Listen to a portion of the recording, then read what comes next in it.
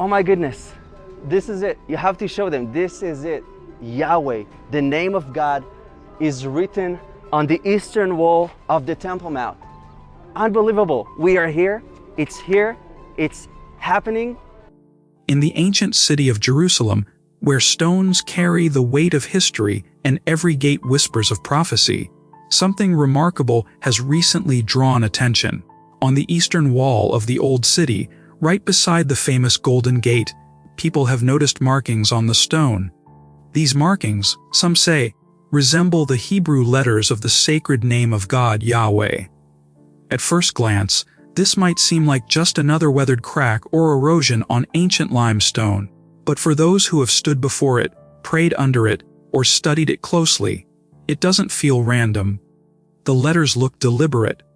They carry shape, form, and meaning. Some believe it is a message written not by human hands but by time itself, or perhaps by something greater. And where does this extraordinary marking appear? Right next to the Golden Gate, also called the Eastern Gate, one of the most prophetically significant spots in all of Jerusalem. The Golden Gate has fascinated believers for centuries. Facing the Mount of Olives, it is the only eastern entrance into the Temple Mount. Today, it remains sealed with stone and guarded by history. The prophet Ezekiel once wrote, "Then the man brought me back to the outer gate of the sanctuary, the one facing east, and it was shut. The Lord said to me, 'This gate is to remain shut. It must not be opened. No one may enter through it. It is to remain shut because the Lord, the God of Israel, has entered through it.'" Ezekiel 44 verse 1 and 2. For generations, Jewish tradition has held that the Messiah will one day enter Jerusalem through this very gate. That is why, in the 1500s, when the Ottoman ruler Suleiman the Magnificent controlled the city, he ordered the gate sealed shut with stone. Not only that, but he had a Muslim cemetery placed directly in front of it. His reasoning was practical and spiritual. Jewish priests are forbidden to pass through graveyards, so this would supposedly prevent the Messiah's arrival. But history teaches us something important. No human wall, no seal, and no stone can ever block the plans of God.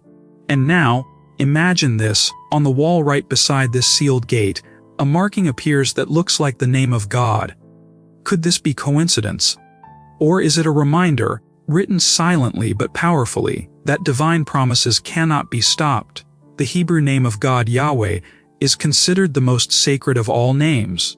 Written with 4 Hebrew letters Yod, Hevav, Huf, it is so holy that many Jewish people do not pronounce it aloud. Instead, they use Adonai, meaning Lord, when reading scripture. This is the name God revealed to Moses in the burning bush, saying, "I am Doacho I am." Exodus 3 verse 14. This name represents the eternal, self-existent God, the one who was, who is, and who always will be. So when something resembling this holy name appears etched into the ancient walls of Jerusalem, especially next to the gate tied to messianic prophecy, it feels like more than a curiosity. It feels like a whisper from eternity. Skeptics argue these markings are nothing more than erosion shaped by centuries of rain, wind, and shifting earth.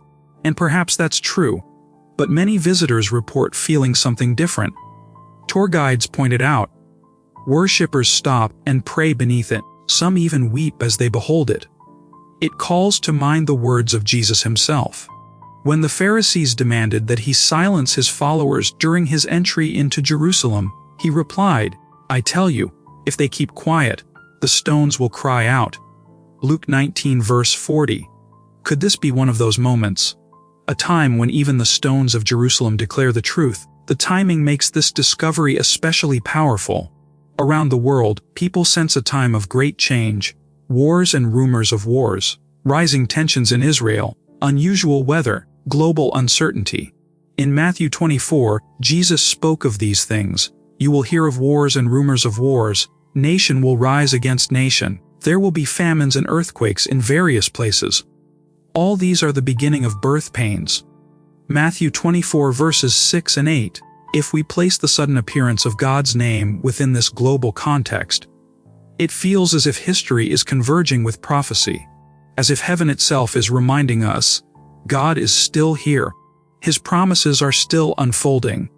This would not be the first time that Jerusalem's stones have carried divine meaning. Throughout history, this city has been at the very center of God's plan. The temple sacrifices, the crucifixion and resurrection of Jesus, the countless wars fought over its gates. Each event has carried spiritual weight beyond imagination. And now an inscription, or perhaps a natural marking, that looks like God's name appears beside the Golden Gate. Some see this as one more piece of the prophetic puzzle, one more sign that history is nearing a climax. Others view it as a personal encouragement, a reminder that even in a chaotic world, God's presence is still near. The Eastern Gate remains sealed to this very day. But the Bible tells us it will not remain shut forever. Psalm 24 paints a prophetic vision of that future moment. Lift up your heads, you gates, be lifted up, you ancient doors, that the King of glory may come in. Who is this King of glory? The Lord strong and mighty, the Lord mighty in battle. Psalm 24 verses 7 and 8. One day this gate will open, not by human hands but by divine command. And when it does, prophecy will meet reality. Until then, signs like this mysterious marking call us to stay watchful. What can we take from this discovery? Is it simply an archaeological curiosity? Or is it a call to action? For believers, it may serve as a reminder to remain awake spiritually, to draw closer to God, and to look beyond the distractions of daily life. For those who are skeptical, it remains an extraordinary symbol, whether natural or divine, that connects the present world with the deep well of history and faith found in Jerusalem. Isaiah 62 verse 10 says, pass through the gates. Prepare the way for the people. Build up the highway, remove the stones, raise a banner for the nations. Perhaps this marking functions like a banner, urging people across the world to pause, reflect, and prepare. Whether one sees this as a divine sign or a natural formation, it has sparked conversations across faiths and nations. It has caused people to pray, to hope, and to remember, and maybe that in itself is its purpose. Because in the end, what matters most is not just whether stones bear God's name, but whether His name is written on our hearts. So as we look at the Golden Gate, sealed but waiting, silent but pregnant with promise, we are reminded that history is not random. The stones may speak, the gates may wait, but the story is still unfolding. And one day, the King of Glory will come through.